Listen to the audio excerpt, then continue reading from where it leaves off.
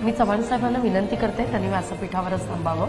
आपण एक पुरस्कार चव्हाणांजींच्या हस्ते देणार आहोत. नवजीवन रुग्णालयाचे doctor Ashish Rathod, doctor Pritesh Bhakkad, doctor Rajesh Chavan आणि डॉक्टर प्रीती राठोड यांना मी विनंती करते त्यांनी पुरस्काराकरता व्यासपीठावर यावं. त्यांना बेस्ट हॉस्पिटल इन जालना या पुरस्कारानं आपण गौरवतो. जोरदार टाळ्या.